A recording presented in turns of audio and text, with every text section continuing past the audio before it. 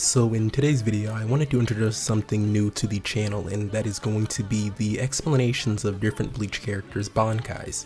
And in this video, we're going to be going over one of my personal all-time favorite Bleach characters, and that is Shuhei Hisagi. He's definitely one of my favorites, and his Bankai is the most interesting in the series because out of all the Bankais, this one really encapsulates how he genuinely feels about the world around him. And we're gonna of course separate this video from what would be a sort of character analysis of Shuhei, but we're gonna be going over the Bankai, all of the different facets of his Bankai, even the Shikai too.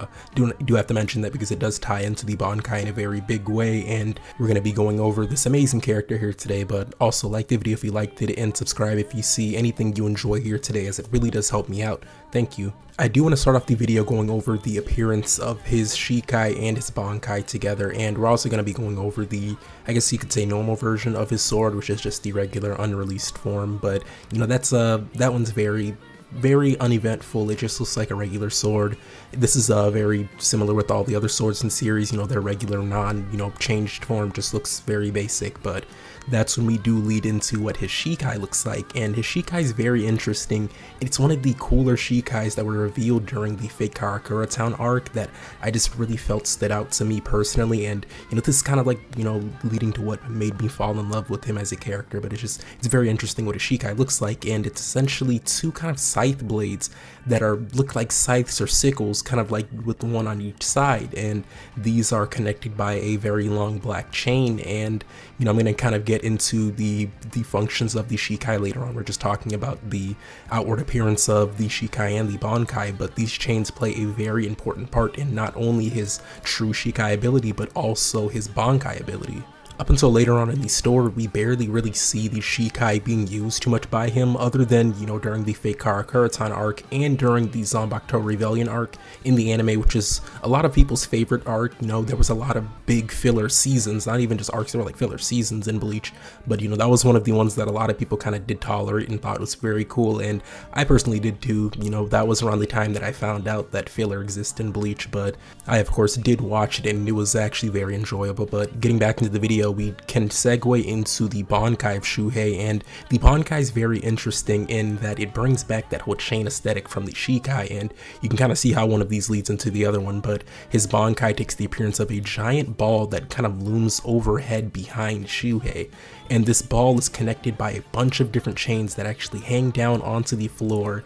You know, they kind of hang around Shuhei. You see a bunch of them just kind of surrounding him, and the imaging that we get from his Bankai is just something that's very dreary. Like when it gets activated, it's almost as if, you know, all colors kind of lifted away from the surrounding area, and we see this in the illustrations of the Bankai. It just looks very dark and depressing wherever the ball is, and this also plays into the kind of idea behind his Bankai and the Shikai together. You know, the idea that they encompass, and we're going to get into that very shortly. But I just do want to say that the imagery and the kind of how the Bankai is just very amazing in my opinion. I love what Kubo did with the Bankai, and it fits so perfectly with his ability of the Bankai, and it also just fits with his personality in general. But this leads us into a good segue into what the Shikai's abilities are. As I mentioned earlier, in the earlier parts of the series, we just didn't really get any, you know, showings of his Shikai, and we just genuinely didn't know exactly the true extent of what his Shikai's abilities are. We just assumed that his Shikai just gave him, you know, extra range and just gave him those two kind of sickle swords on for, you know, his Zanpakuto. And you know, just this alone is, you know, it's good, has good utilization, and we do see, you know, different things that he's able to do, kind of things with the range. You can get a lot out of this Shikai, but we just thought, you know, that's just the full extent. It's just the Shikai that kind of alters the weapon and gives them, you know, another way of fighting, you know, a kind of better, more tactical way of fighting their enemies. But there's a lot more to the Shikai than we really kind of knew about, and we do get an explanation of this in the Bleach novel Can't Fear Your Own World. As a Bleach fan, this is honestly a must read. If you're somebody that, you know, finished the manga, you got through everything, you definitely want to consider reading this light novel. And you know, it doesn't cost too much to get the books. I got all of them. It'll be about $30 to get all 3 of the books, but it's just such a good read, and you get so much information about what has happened after, you know, the fall of Yhwach. You get a lot of information on that, and this is where a lot of the information on Shuhei comes from, since he is the main center of this light novel. Shuhei's release command for his Shikai is Reap, which is very cool, and in this novel we learn that the true essence of his kind of abilities, the true essence of his Shikai, and this will lead into his Bankai, is not really the scythe blades or the blades of his weapon. It is actually the chains that connect them, and the true ability of his Shikai is that the chains themselves will heal him from any wound, no matter how severe it is, so long as he has the Ryatsu to, keep this going. So any wound that he sustains damage from, this Shikai will stitch it up, and it actually does this by manifesting sort of chains inside of Shuhei that will literally stitch up any wound or kind of any damage that he does sustain, during the activation of his Shikai. And he didn't even know this, this is something that kind of came to him at the end of the story, in the novel, like I said, but he didn't know this was, the presence or the actual ability of his Shikai. So that's why we saw him kind of, just fighting with that extended range, anytime before the end of the story that we did see him fight. But this is the true essence, and this is such a very good ability just because it leads into Shuhei's. This, of course, is the same thing that I mentioned with his Bankai, kind of encompassing this, all overpowering idea inside of Shuhei's mind, how he feels about the world that he lives in, what it means to be a Shinigami, and all those different things, which I'm going to bring up at the end of the video, where I talk about, the philosophy behind his Shikai and his Bankai, and why these kind of tie in with just the type of person that Shuhei himself is. This, of course, is a very good segue into speaking about his Bankai, which his Bankai, as I mentioned in the description phase, does have that ball and chain that kind of, wraps around Shuhei or lays above him. You see all the chains falling down. You get like that very dark imagery, and I kind of imagine that when he activates his Bankai, it's the same way that Kyoraku activated his Bankai. The whole world kind of just became dark and dreary. I imagine that the same thing happens to the entire area encompassing Shuhei when he does activate his Bankai, and the way that his Bankai works is that ball and chain will actually connect to another person that is within the range of his Bankai. So anybody kind of within the range, I'm assuming that he kind of picks out, will get picked up into this sort of death match between the two of them. And the ball and chains are kind of the all-encompassing idea of their Ryatsu, and every time they deal a significant blow to the other person, a fatal blow, no matter what it is, it's actually going to combine their Ryatsus and use it together to sort of mend their own wounds. And it will literally do this up until they both run out of Ryatsu and they're unable to fight. So it's honestly very interesting. It's not an ability that you can necessarily use to really win a fight. It kind of just stalemates you. So you would have to have a third party kind of, present to, come and clean up, which is honestly still a very strong ability in and of itself. You can just activate this on somebody, instantaneously lock them into a kind of death match that they can't escape. They can't really win. They can't win or lose, really. And anybody else on the outside can come in and clean up. But I just love that this Bankai is like this imagery, and the idea that you can kind of lock somebody into a death match that they're just unable to win. You're both going to get tired, you're both gonna unleash everything you can at the other person, but nothing is really going to come of that. And this is just it's such a very interesting Bankai in that it's different from something like Yamamoto's Bankai, which is one of the most well-known and one of the most well-liked among the community's Bankais. It's something very different from that, where it's not really about like outward power or, kind of enforcing your will on anybody. It's kind of like just locking you two together and forcing you to kind of just watch each other whittle away. And, if you want to fight me, you're eventually going to just tire yourself out.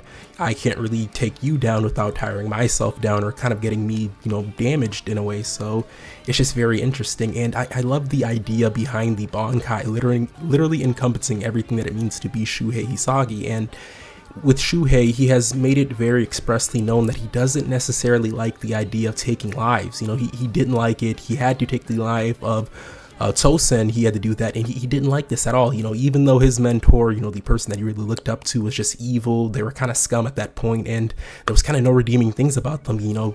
Even when that happened, he still had to take him down. He just did not like this. So he kind of knows that, as a Shinigami, it's my job to take lives or, reap death. I'm a god of death, but he is unable to do this very effectively just because of his mentality. He doesn't like doing that, but he also has the mentality of not wanting to be killed by anybody else or killed by anything. So he's afraid to deal death, and he's afraid to experience death at the same time. And I love that this closely ties in with his Bankai, where his Bankai doesn't allow him to deal a killing blow. it doesn't allow them to deal a killing blow to him, and it kind of just stalemates you guys. And it is just the best way that there can be a physical representation of what it kind of means to be Shuhei, and kind of, you know, the inner turmoil that's going on inside of his mind, where he wants to be a Shinigami, or he is a Shinigami, but he just doesn't really have the ability to do what he's supposed to. He can't reap death, but he also doesn't want to pass away himself. So his Bankai just perfectly encapsulates this, and we just see that imagery with it. It just looks dreary, droopy, like very depressing. You can kind of imagine this is just kind of how he feels just on a daily basis. You know, he just feels this inner turmoil as to what it means to be a Shinigami and what it means to be, you know, specifically him, Shuhei Hisagi. And his Bankai is just such a very good way of representing this, even as Shikai too, kind of being the preliminary stages of it, where it's showing that, you know, his will is Reiatsu is trying to stop him from, you know, getting really hurt or anything, getting damaged. So, you know, this leads into his Bankai, which is just a very, you know, bigger version of what his Shikai is. And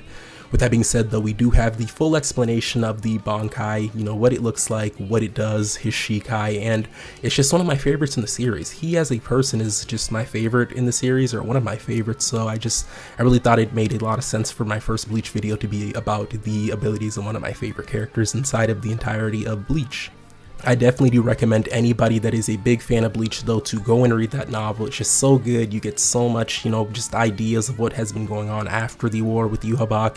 You get a lot of different characters in there. A lot of people show up, even Kenpachi, to all the Kenpachi lovers, which may or may not be my next video on Bleach. But, you know, it's a very good novel.